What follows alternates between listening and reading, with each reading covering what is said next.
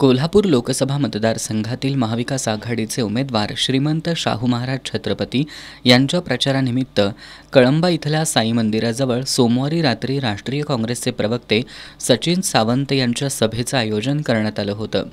यावेळी बोलताना सचिन सावंत यांनी भाजप सरकारच्या काळात अच्छे दिन आले आहेत काय, 15 लाख रुपये मिळाले आहेत काय, 2 कोटी रोजगार मिळाले आहेत काय असे प्रश्न विचारत भाजपवर सडकून टीका केली। भाजप सरकारनं शेतकरी, कामगार, विद्यार्थी, मजूर आणि सर्वसामान्यांचा आवाज दाबला असल्याचा आरोप त्यांनी केला। भाजपनं सर्व सार्वभौम संस्था आपल्या बटीक केल्या असून या हुकुमशाही भाजप सरकारला सत्तेवरून हटवा असं आवाहन सचिन सावंत यांनी केलं। जो विरोध करेल त्याला देशद्रोही म्हटलं जातं या देशामध्ये। तो शेतकरी असेल, कामगार असेल, मजूर असेल, विद्यार्थी असेल, सामान्य नागरिक असेल, विरोध कसा करू शकता तुम्ही? आणि ह्या पद्धतीनं ज्या वेळेला तुम्हाला दिसतंय की आवाज हळूहळू बंद होत आहे, तुम्ही लक्षात घ्या या देशामध्ये काय चाललेलं आहे। सगळ्या सार्वभौम संस्था, या देशाच्या संस्था बटीक करण्यात आलेल्या आहेत। भाजपच्या नेत्यांसाठी एक न्याय, विरोधकांसाठी वेगळा न्याय। सरळ सरळ दिसतंय निवडणूक आयोग कशा पद्धतीने चाललेला आहे। न्यायालय हतबल झालेले आहेत, सगळ्या संस्था ताब्यात घेण्यात आलेल्या आहेत। भाजपकडून आज धर्माच्या नावावर फसवण्याचं काम सुरू आहे। या देशाची लोकशाही आणि संविधान धोक्यात आणण्याबरोबरच महाराष्ट्राचं राजकीय अधपतन करण्याचं काम भाजपकडून सुरू असल्याचा आरोप सावंत यांनी केला।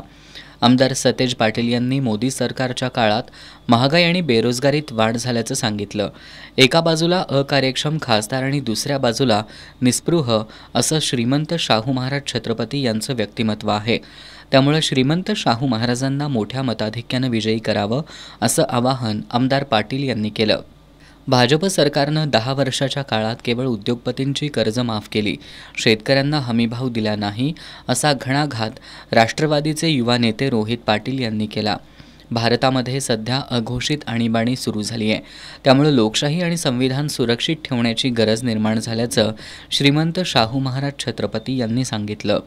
ॲडव्होकेट कल्याणी मालगावे, कॉम्रेड दिलीप पवार, समाजवादी पक्षाचे रवी जाधव, राष्ट्रवादीचे कार्याध्यक्ष अनिल घाटगे, जिल्हा परिषदेचे माजी सदस्य बाबासो देवकर, प्रकाश जाधव, शिवसेना ठाकरे गटाचे हर्षल सुर्वे यांनी मनोगत व्यक्त केली।